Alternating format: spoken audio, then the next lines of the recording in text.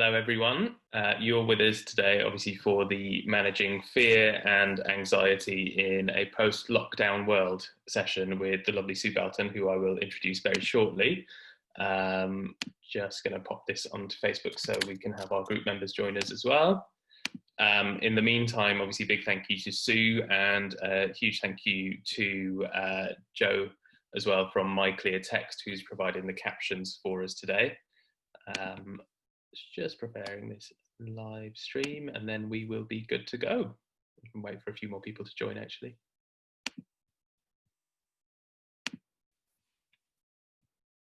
Put the chat up, that's the point.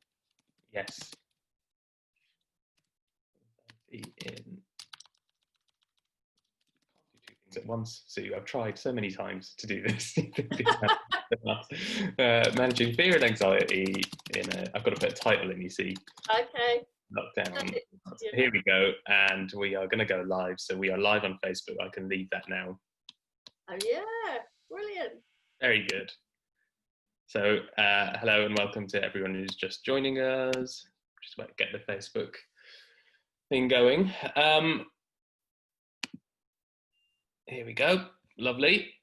So yeah, welcome everyone, and thank you for joining us this morning. I'm joined by the lovely Sue Belton, who actually came recommended to us by a friend of TV Mindset, Tracy Forsyth.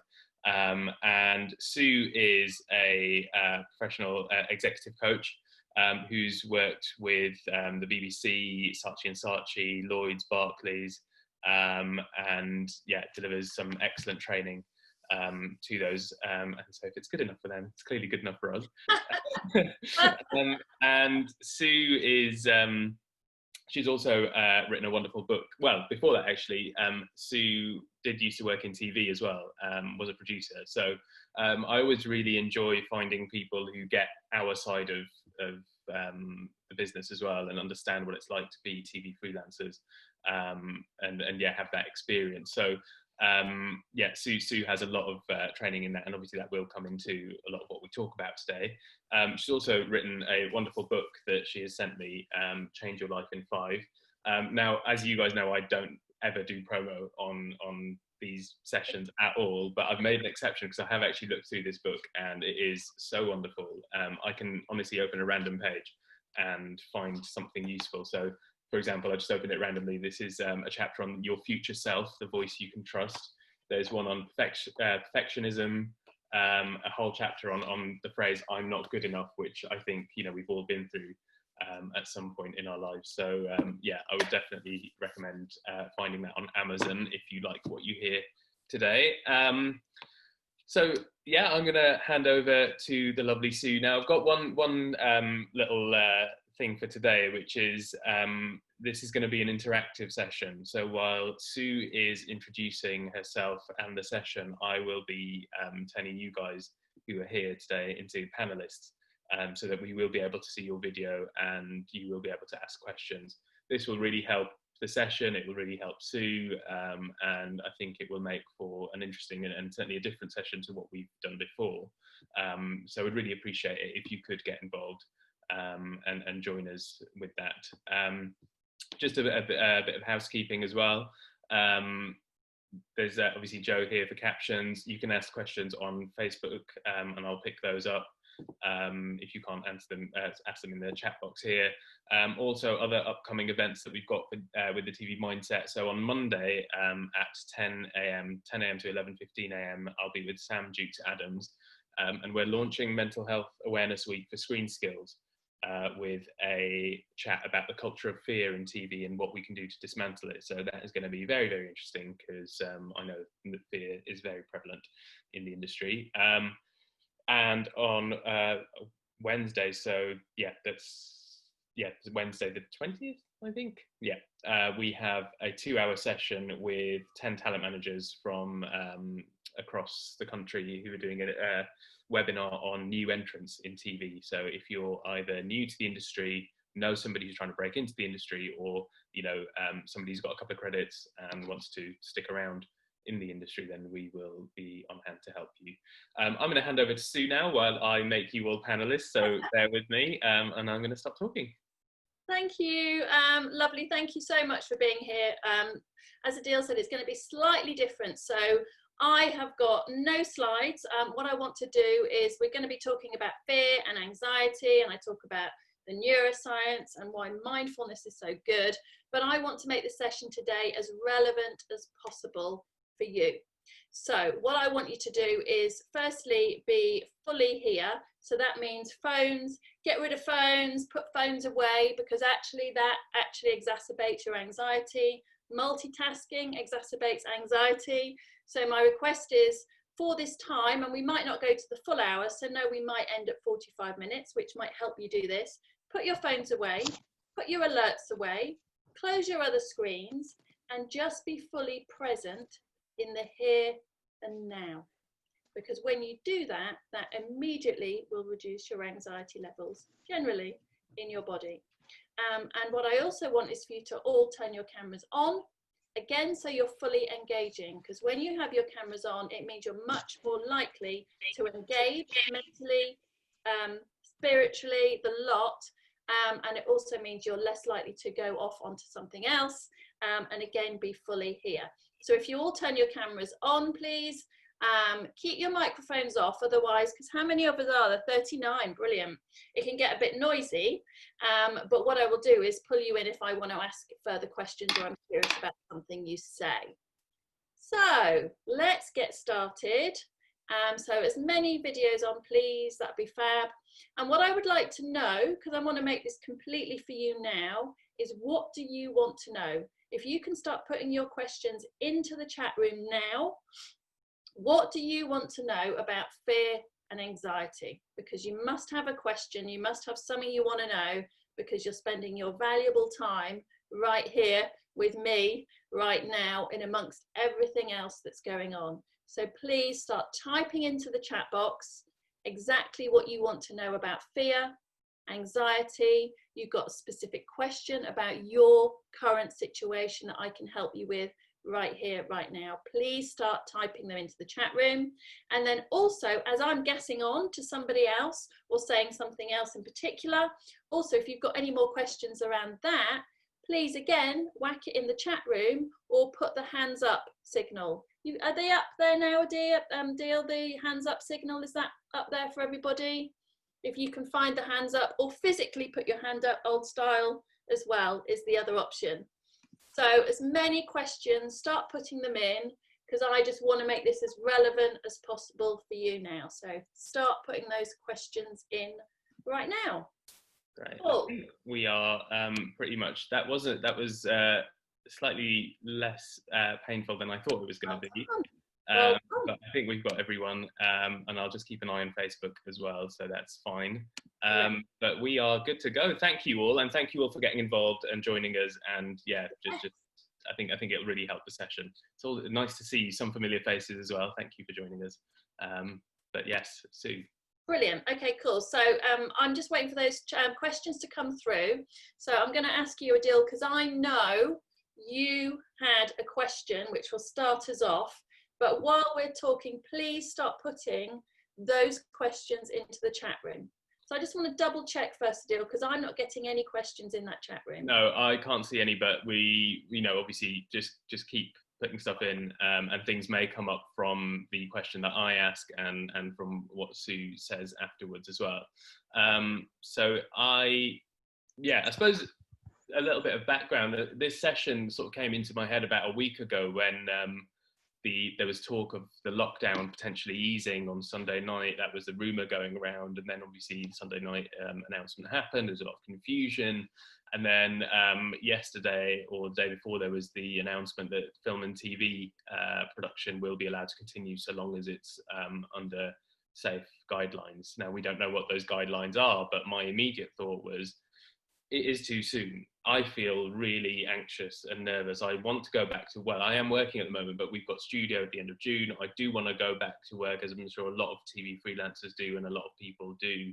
But I'm really nervous because if the general messaging at the moment is to stay at home, and I know what a production is like, I certainly know what on-set life is like, I don't really see this happening in a safe way. And moreover, I've got two high risk, vulnerable individuals in my family. So if I go out for a week of work and a week of studio and exposed to something, I suddenly won't, I get the fear that I won't be able to come back. So this support network that I've always had, that I've managed to weather, I feel a lot of this because I've been with my family. But if I somehow lose that, will I cope? Will I be okay? Is it worth it? But then I need the money. And there's a lot of that swirling anxiety and fear going on in my head. So that's my question is well, I suppose it's a big question, but how the hell do you manage that? Yeah. So thank you so much for sharing, Adil. And I'm sure a lot of you on this call resonate with what Adil's just saying. So what really struck me is you said it's a lot of swirling around my head. So just to give the neuroscience context behind fear and anxiety. So all fear is false evidence appearing real. All fear and anxiety is about something that hasn't happened yet. And that's what makes you so afraid of it and even more anxious. So the thing is that when you are in a scary situation, so when you feel afraid, a really old part of your brain is triggered. It's called the limbic system. Now, this is the oldest part of the brain that was designed to basically protect you if you came up against a tiger who was literally going to eat you out there in the wilderness. So what is happening is it's sensing danger and it's triggering all this stuff. Now, the problem is that unlike animals who do sense danger in the moment, the problem is we've developed our brains and we have the wildest imaginations ever. So because of that, scientists say that we're the most fearful creatures. So all fear happens. What's happening is we are now imagining, so we'll come to you, Adil, and we'll talk through it, if that's all right, and how then we'll come to a practical tool on how to deal it, is that we not only imagine what's happening right here, right now, because if you were in danger and threat, you would just kick in and go in and sort it out. You wouldn't be able to think about it. You wouldn't be able to imagine it if you were in real danger right here in the moment. But what's happening with our brains is we're not only imagining what would happen if that happened, we're imagining that, then that, then that, 20, 50 steps ahead into the future. Then what happens is your brain can't fix that because it doesn't exist. So that's why, you were saying, Adil, you get all these swirling thoughts. So all these swirling thoughts are all your brain trying to solve something that it can't fix. And it gets worse and worse and worse and worse. So all fear is thought driven, it's thought based. So just wanted to give that context behind. Is that a bit helpful, Adil, before we go into your... Yeah, I think so. I think it's always, for me personally, I don't know if it's the same for everyone, but I always find giving a sort of neuroscientific name to things and giving it a practical side helps me understand that sometimes what I'm feeling isn't necessarily reality, but more of a sort of, a sort of chemical or, a synapse related thing. Cool. So holding that in the background, because that's all very well knowing that, but then how to relate it to something that's happening for you. So Adil, are you all right for me to ask you a few questions about what you're afraid of? Absolutely. Okay. So tell me what it is you're actually afraid of happening. Somebody that I care about getting hurt because of my actions. Okay, cool. So what I'm going to ask you to do, so this is something called fear facing or fear setting, it's known as by different people. The first thing I'm going to ask you is then, if you're happy to, so imagine, okay, tell me that scenario that you're afraid of. I want you to absolutely go there and imagine it, what you're afraid of, and just share what you're afraid of actually happening. So I suppose the way it plays out in my head is that I go to work because that's what I'm contractually obliged to do. I go from Bradford to the very busy London, then to studio, and along the way I pick something up, get infected with COVID, and I'm unaware of it. I potentially come back home. Maybe I'm one of those people with mild symptoms that doesn't even realise. I come into a house where there's vulnerable people, and one of those vulnerable people gets infected, and there's a worst case scenario there. The worst case scenario, what is the worst case scenario? I mean, I've put it out on the table, death. Okay. Yeah. So that is who? Who are you afraid of dying? The two vulnerable people in my home. Okay. And that interaction. Okay. And if that happened, what would you do in that situation? I would find it really hard not to blame myself to begin with, and I'd also I think I'd find it sort of on an emotional. I think I'd be quite angry with my profession and the just having to go to work, and I'd probably be angry at myself as well for not taking the decision to not go. And yeah, I think there'd be again that swirl of emotion of like, just a mixture of blame and anger and obviously sadness and yeah, what could I have done to prevent it, kind of thing. Okay. And what would you practically do After? Yeah. I honestly have no idea. I really don't know what I would do. Okay. And I think that's probably part of it as well, because I'm somebody who generally knows what to do in most situations. Okay. So I'm going to ask you, just have a guess, what would you practically do?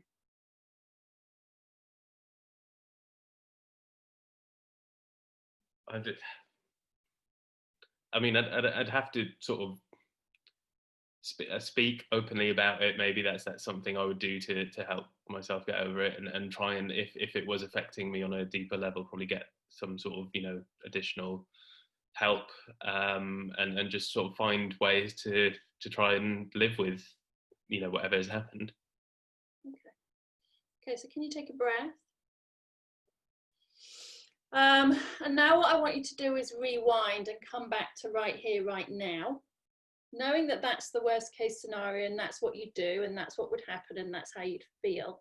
What can you do to prevent that from happening? What things could you put in place, practically do to prevent that from happening? I think I can make a decision when the time comes and make a sort of, as we know in TV, make a very calculated risk assessment. Yeah. Which is, what are the risks involved in going? What are the risks involved in staying? Which risk maybe looks greater to me, and what risk am I willing to take? What could I do if the worst case scenario happens and I do get infected? What measures can I put in place? Where can I go to be quarantined and isolated? What I could do after that. But you think about all of these things, but you sort of think of them in a really fleeting way. I haven't thought, what would I book this? Would I do that? Where would I go? And but certainly those are the thoughts that come into my head. And I guess it's that trust as well. I think in order to make that decision, I think I need to have the full information. And that means, the production guidelines, I need to know from my own production, the health and safety issues involved at work, and just whatever is supposedly in place for this to work. Okay, great. And I think that's the key. So this is for everybody. I think that's the key. You fleetingly think, but then you don't do anything with it and make anything concrete. So my request now is, what will you specifically measurably do on that list? You talked about a risk assessment, full information, production guidelines. What will you do now? What will you put in place? As in right now? Yeah, well, you can write your list and you'll do it afterwards. But what will you do from that list? I'm gonna make sure that when these production guidelines are released, I'm gonna make sure, and this I suppose would be my advice to everyone as well, is to read those production guidelines fully.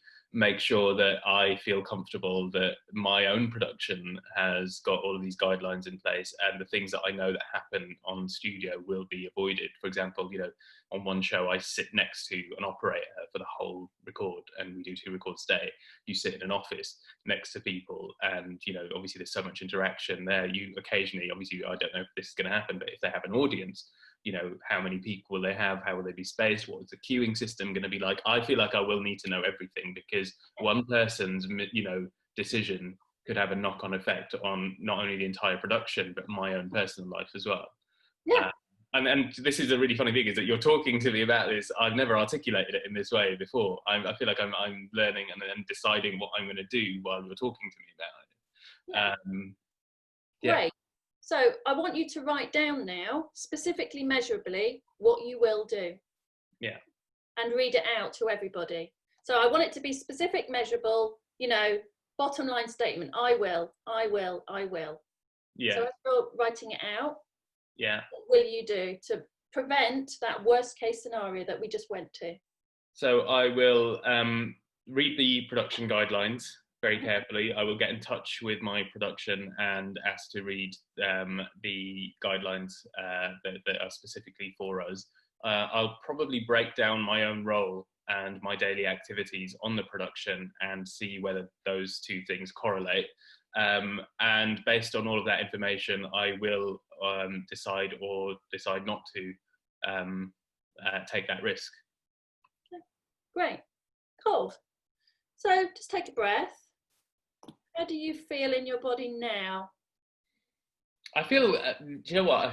I'm not going to lie. It was really hard to not get a bit emotional earlier. And, you know, when we were talking about some of the really difficult parts, that was quite hard. But now I feel a little bit more like I'm in control and there are practical steps. Obviously there's a part of our brains, and I think every freelancer brain, where the fear kicks in and you think, okay, if I do that and if I don't go back, what's my reputation going to be like? Will I be able to work with that company again? Whatever. But, you know, I sort of rationalize. I just want to pause you. I'm intruding on you. Yeah, That's the anxiety again, going to, if I do this, if I do this, if I do this, if I do this, none of it's happened. Yeah. And that's what causes the anxiety. The thoughts of what could happen, what could happen, what could happen, that's what causes the anxiety. So my request to everyone on the call, including you, is when you notice where you've gone, it's like, come back to right here, right now. Actually, what is the fact? What is the actual situation? Right here, right now, you're not sick. Right here, right now, your relatives are not sick. Right here, right now, you've got an action plan and a risk assessment to do. Yeah. It's that. Yeah. Right? Will you let me know? Say again?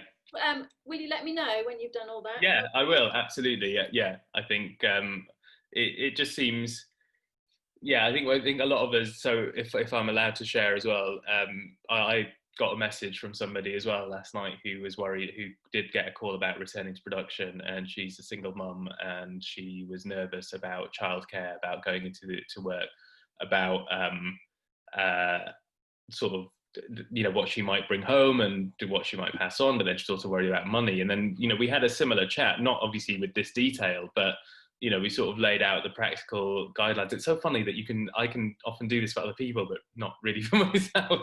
And by the end of it, it was that thing of like, she was like, you know, her initial thing was anger and fear. And then when she broke it down, she's like, no, there will be due process.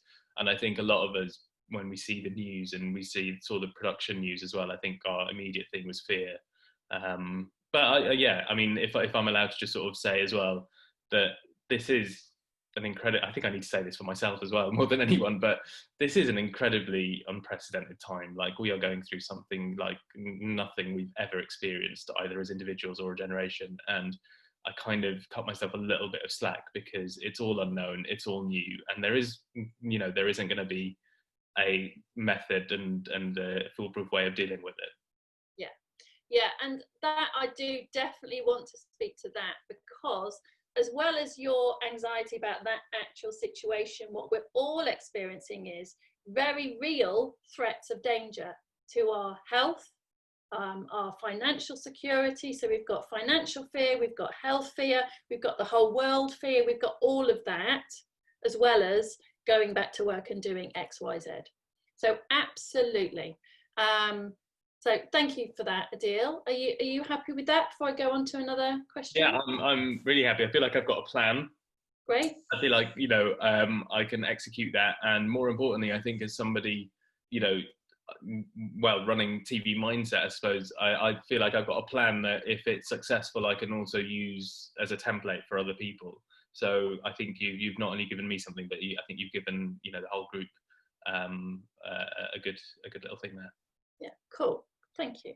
So thank you for your questions. I'm just going through them. So what I'm going to speak to is, in amongst a lot of the questions, is actually when you're in the anxiety itself. So is there somebody who is happy to jump on and talk about feeling the anxiety in the moment?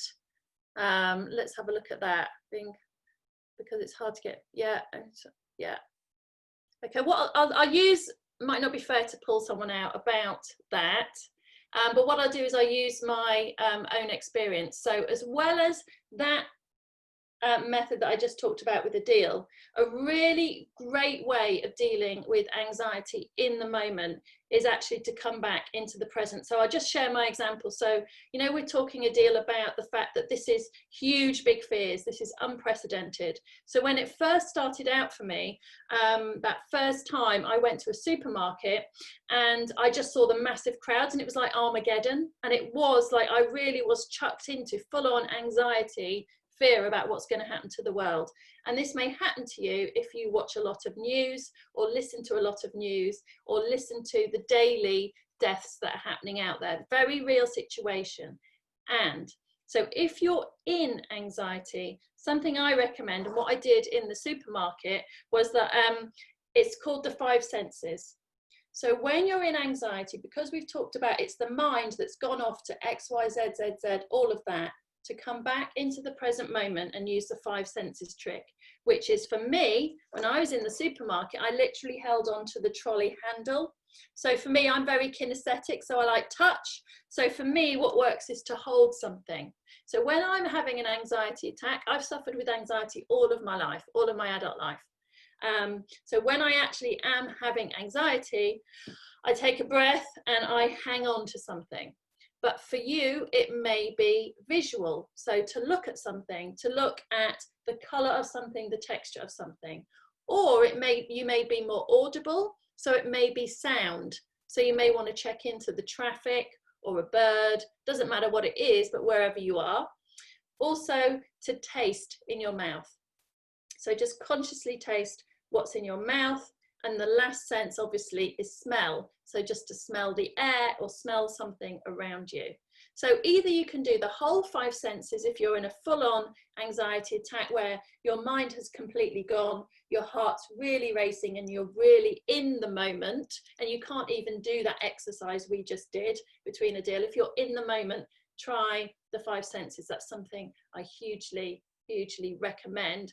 And again, what that's doing is taking you away from the anxious, fearful thought that your brain cannot fix and you cannot do anything about. Once you've brought yourself back to the present moment and out of that, then you can maybe do something a bit more rational like we just did, or speak to someone else about that and do something more rational. So I just wanted to chuck that in there. So any hands up or questions about that as a technique for when you're in a full-on anxiety attack or experiencing that? I could definitely speak to. Right, cool. Okay. Okay. So Sunil, do you want to talk to me about that? Are you happy to take off your mic and jump in? Sunil? Sure. Yeah. Great. Can you just share your question? I think that's relevant for everybody. So my main fear with this is the current TV, like before COVID, if you took a sick day, you were judged in the office or whatever. And I feel like now, if I was to get sick, I'd obviously want to self-isolate if it was COVID so that no one else gets in the office. But I also feel like people would judge me in the office because of that. Like I live with someone who works in Urban Outfitters, so I'm fully aware that someone could walk into the shop that day, give it to him, and then I could get it. And then I obviously don't want to spread it to the production, but at the same time, I don't want to look like I'm, slacking off, even though I'm not, because I'm happy to work from home, because I want to self-isolate because I want to keep safe. Yeah. So are you happy for me to, and let me know if you're not happy for me to ask you any more questions about this, just to let you know. Yeah, so each question, just check in. You can always not answer me because we're on a public place. So just to let you know, I just want to say that.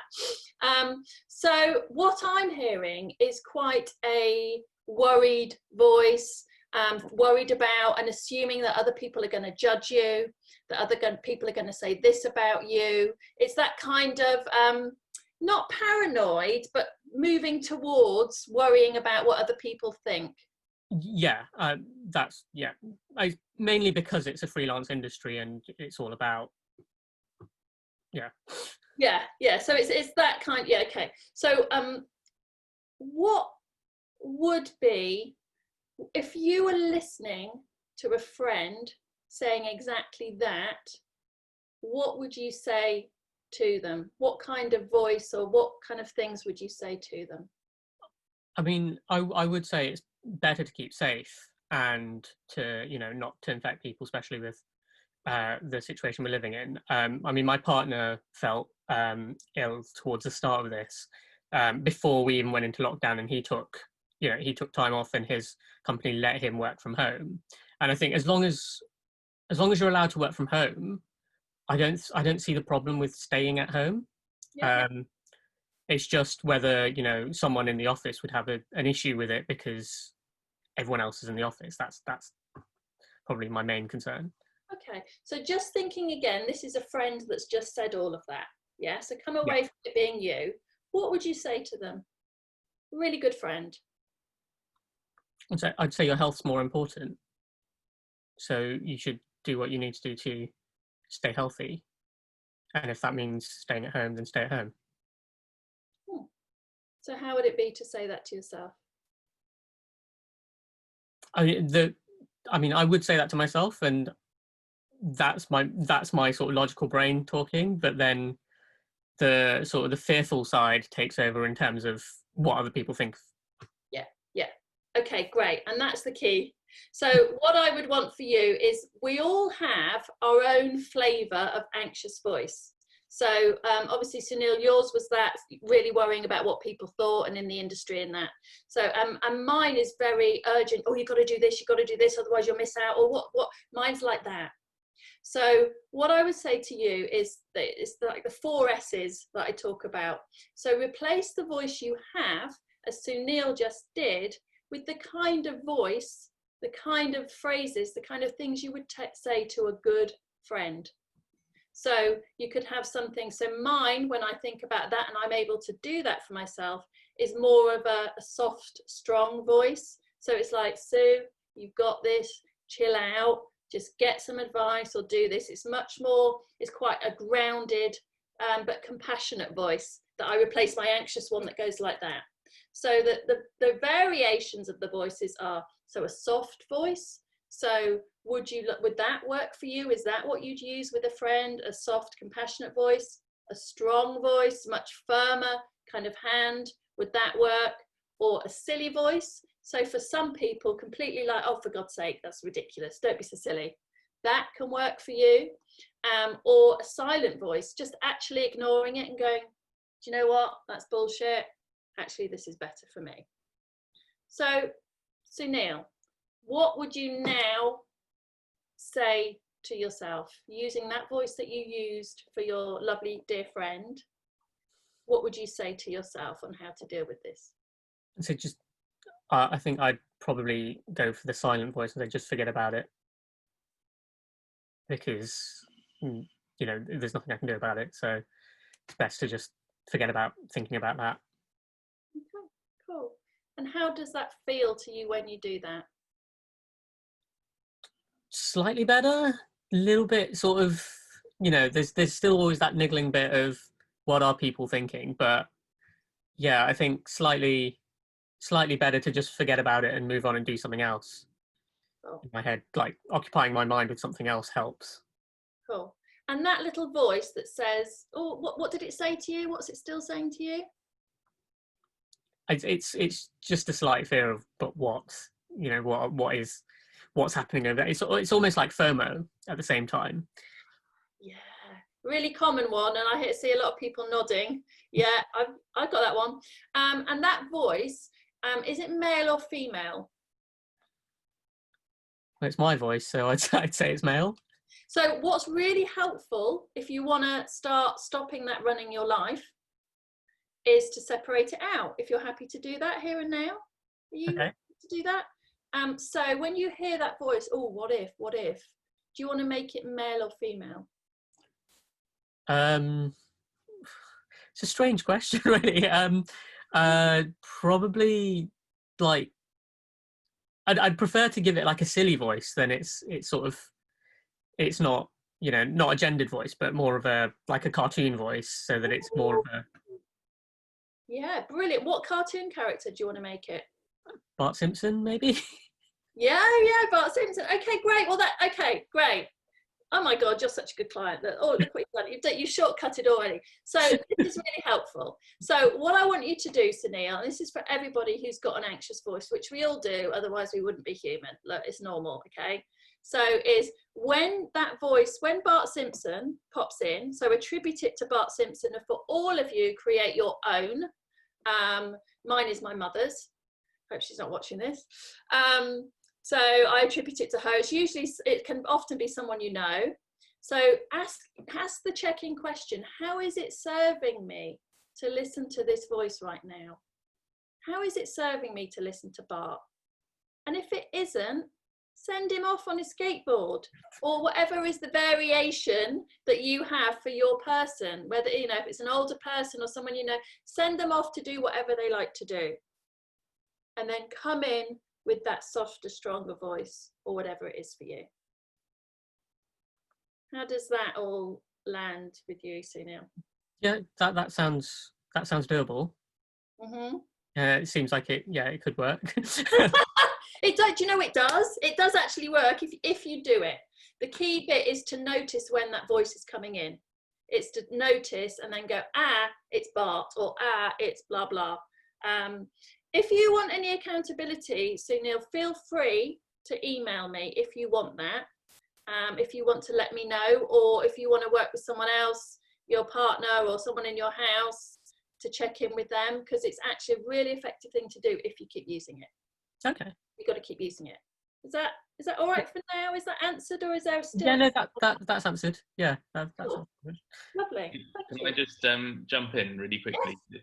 I just wanted to say as well, if I'm not sort of overstepping, but with a lot of this stuff, you know, sometimes with mindfulness and a lot of techniques in general, the first time you do it, it probably, you know, you might not feel that difference. And just like you would with the gym, you know, it's about just constantly exercising it, because the way I always think of it is you're rerouting your natural sort of train track in your brain, and you're trying to, you know, normally zooms from one place to that emotion, and what I have to do is just stop it and take it round another way.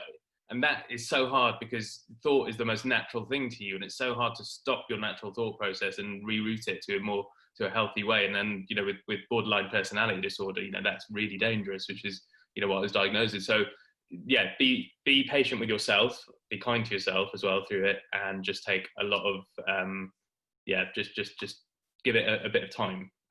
You know, none of these things are going to change overnight, otherwise we would all be totally fine. Yeah, lovely. Thank you so much for that, Adil. How I talk about it, so this is neuroscience again, so in terms of if you've got an anxious thought, so I kind of see it as a woodland pathway. So like you're saying, so if you've got an anxious thought, it's a really well-trodden wooden pathway, you know, really well-trodden, the grass is all gone. Now, what I've just given to Sunil is a different kind of pathway. So a new thought, the Bart Simpson pathway, okay? Or, well, the replacement, the lovely, friendly replacement. It'd be good to name that one as well, actually. So if you've got Bart Simpson and you've got another friendly, lovely voice, remember that's just new. So it hasn't been trodden down. So you need to keep treading down, treading down, treading down. So practicing, like Adil's saying, practice the new behavior, and you will fall off and you will go back to the old, because that is what just happens. That is why it's so difficult to create new habits. And that is why we often give up too quickly, because we beat ourselves up and we don't forgive ourselves. So take care of yourself, forgive yourself. It's normal to fall back onto the old. But if you keep going with a new behavior, and like for Sunil, it will feel clunky to start with. It's like, oh, it's a bit weird thinking of this as Bart Simpson. What do you mean? But if you stick at it, that will become the normal. And then eventually this one will grass over. That's how it works in the brain. Or the neuroscientists call it a trophy. So it dies away. That old way will eventually die away or grass over. So that is how it works, Adil, absolutely. So for all of this, I mean, this is the great thing. You can change these anxious thoughts. You can take control of them but you need to give yourself the space and the moment to be able to do that. So not be rushing around from one thing to the next, to this, to that, but to take time out and sit and reflect or meditate or do a bit of mindfulness, all that stuff. It does work. Thank you, Dill, for that. Cool. So, Siobhan, yes, Bart was the anxiety voice, and the soft, rational, yes, it was a rational voice that Sunil came up with, actually, a really nice, soft, rational voice. So Siobhan, yes, that was it, yes. So thank you for that, Sunil, for being the guinea pig on the call. Thank you. What else in terms of these questions, Adil? Self-value, fear. Oh, now, theatre not good enough is kind of not for this call, but Adil, I think it's for another call, because that is a different issue. So I can't deal with it on here, but Beta, if you wanted to email me privately, if that's all right, Adil, I could definitely answer to that. My email is sue@suebelton.com, but that's for a different call, definitely. Anxiety in others if they don't articulate how they're feeling. Helen, that's a great question. Are you happy to tell me a bit more? Hop on and tell me a bit more. Yeah, I was just wondering, I've had a couple, I work as a production manager, and I've had colleagues in the past with, they've maybe not been willing to do something like make a call, and then it's finally come out that actually they don't like making phone calls in front of other people. And we found a bit of a solution that they might go to another room or step away. And I just, sometimes it's kind of got a bit weird, and it's like, why don't you just do what you've been asked to do? And when it comes out, it's fine, but should you just ask somebody or assume? Or yeah, so anxiety can show up in a couple of ways. It can have someone like overdo stuff and and be all over the shop and be quite scatty. Yeah. And it can have people retreat. So when you say that, so I would always say, if you suspect something like that, a really good check-in question, lose the whys, don't ask why. They are felt as a judgmental question. So why are you not doing that? Even if it's delivered in a soft tone. So I would always check in with, you know, what is stopping you doing that? What is it? What's getting in the way of that? Always be checking in with that underneath. But definitely do not ask why. Right, okay. That is seen as a judgy question. Okay. Does that answer it, or is there anything else? Yeah, I think, yeah, so it's ask what, not why. What's going on for you? Yeah, what's going on for you, and or, you know, even more direct, which is what I use with my clients. So even if a client, when I've never met before, if they turn up late, instead of me saying, why are you here late, I'll say, what stopped you getting here? Right. Because it gets somebody to go a bit deeper and actually answer rather than feel judged. It's that. Does that help? Yeah, that's useful. Thank you. Thanks. Cool. Siobhan, has your question about leaving the house, has that been answered with what I did with Adil, or do you still want to ask something around that? Because I think it's an important one. Do you want to take your mic off? Yes, it's mainly answered it, but it's just that even yesterday I did something stupid. I go once a week to the supermarket because I've got a big garden. I don't have to go out the house. Like, I've got a 100-foot lawn down here.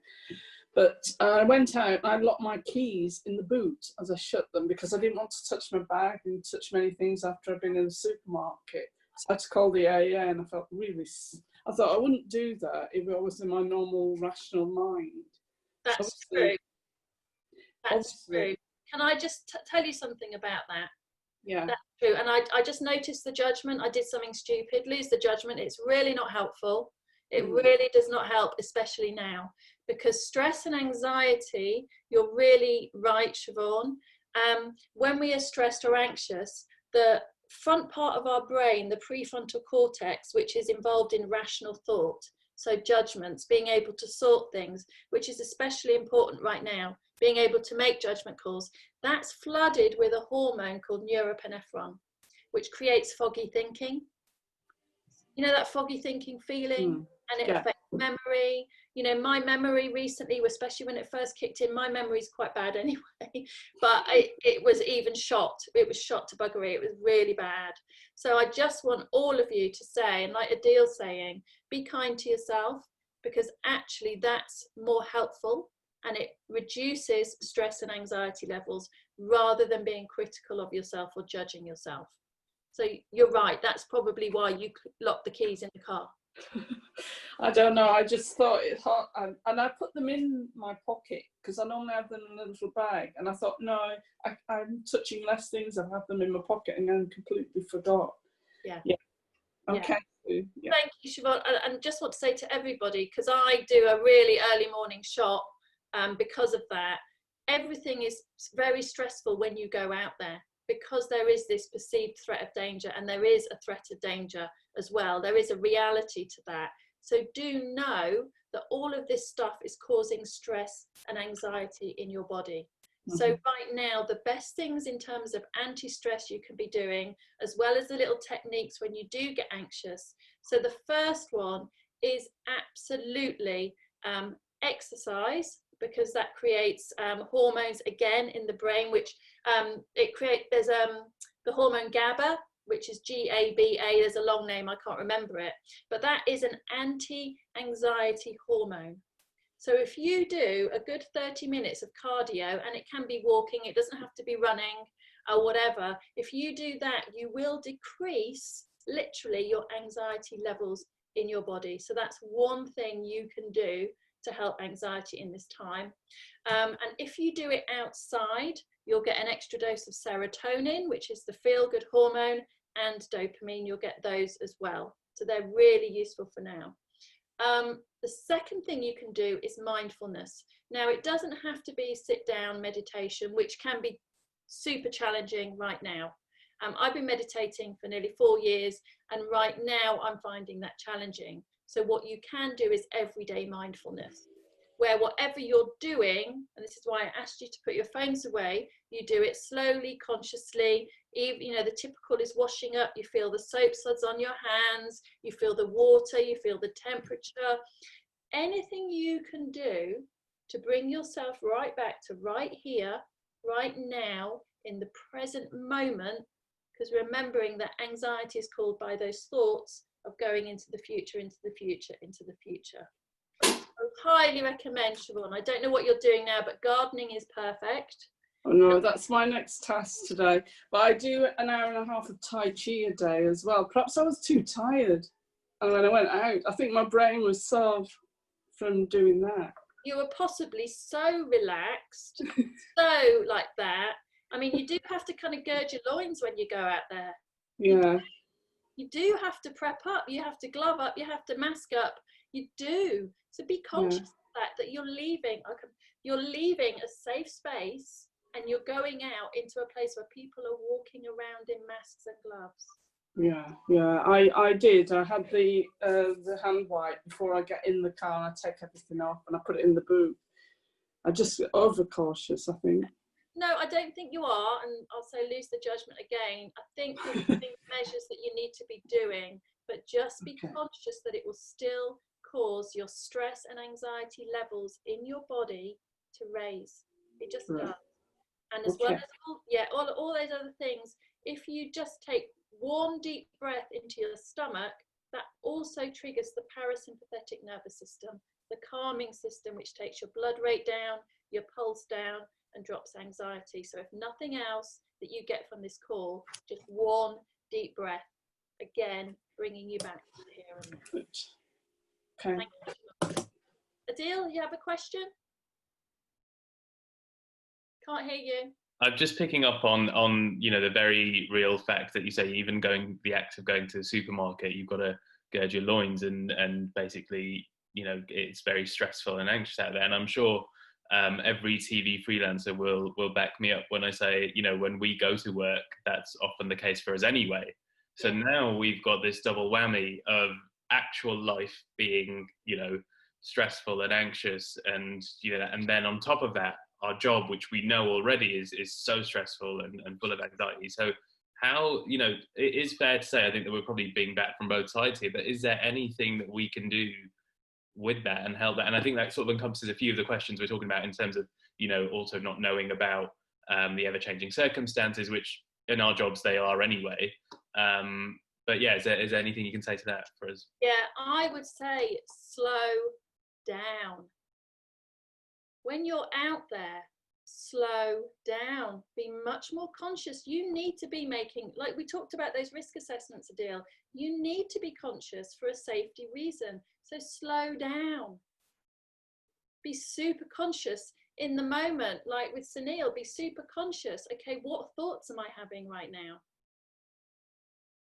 And if you are in anxiety, do what you can out of all the suggestions I've given to bring yourself into the right here, right now, because when you're in anxiety, you cannot have a rational thought, because this prefrontal cortex that is responsible for making those judgment calls. If you're in anxiety, you can't make a good judgment call. And you do need to be making good judgment calls right now. You do. Like Adil said, you need to be, do due diligence, do the risk assessment, take care of yourself. And I'm not going to say anything about the TV industry as a whole, but you need to take care of yourself in whatever situation, and you do need to take care of yourself. And in order to do that, and do that from a place of, not from a place of anxiety or fear, because we never make good decisions based on fear. So in order to do that, you need to slow down and give yourself more time and more space in the moment, when you're on the job, in the situation, and around it. When you return to work in the morning, you need a bit of time and space. You need a lot more space, and you need to take care of yourself and make sure you get sleep and rest, because stress and anxiety in the body, it's adrenaline, it's cortisol, it's exhausting. As a little follow-up, is there any way, I think, immediately our response, whether this is just a British thing or just in general, we don't want to be seen as difficult, or we don't want to be seen as selfish in this situation. If we are thinking of putting our health first, or we're nervous about a situation, we don't, let's say my risk assessment comes back negative and doesn't weigh up, but I'm sort of contracted to do something. Is there any way I can alleviate that feeling of being selfish, or feeling that I'm letting people down, even though it's my own health that I'm putting first? Yeah, you cannot. It's a Buddhist saying. You cannot pour from an empty cup. Take care of yourself first. Unless you're taking care of yourself, what's going to happen to your relatives? Seriously, what's going to happen to any member of your family, your child, your baby, your whatever? If you are not able, and if you are not well, how are you going to take care of anyone else? Yeah. And how am I going to do my job properly as well? There's both sides suffering there. Yeah, I know it's a difficult one. I know that guilt thing is big. I work with it a lot with clients. I really do. I absolutely get it and understand it. And I was saying, I think boundaries is another session. It being able to say no is a really tough one, because of how we've been conditioned. And there is a gender issue at play there as well, around saying no and boundaries. And I think the TV industry is very good at testing and pushing back on people's personal boundaries. Yeah. So I get it. And I think, for anyone out there as well, definitely the gender thing that you mentioned is 100% true. As I said, the person who messaged me, and there's somebody who's mentioned in an email actually this morning who couldn't make it, about childcare and, the extra pressure as a single mum. There's also, class and race to be thinking of as well. We know that the virus is affecting BAME members of society a lot more severely, and also just, I'm fully aware of my privilege in that I do have a family, home, and things to fall back on. There are people who are either looking after others, who are caring for others, people with COVID, people who are vulnerable. They're the only, breadwinner in the house. And we are fully aware that those are also considerations of, it's do I go to work and, essentially I'm trying to feed myself, or do I stay home and look after my health? I don't have the answer to that. What I do have the answer to, and I hope that TV Mindset can certainly help with this, is that if, for whatever reason your production company does discriminate or have something to say about, you're not returning to work, do let us know, because I don't think that's particularly fair in this environment. I think people should be understanding of individual conditions, and I certainly don't think it should affect your future employability. So if you do feel like any of that is happening, feel free to get in touch with us.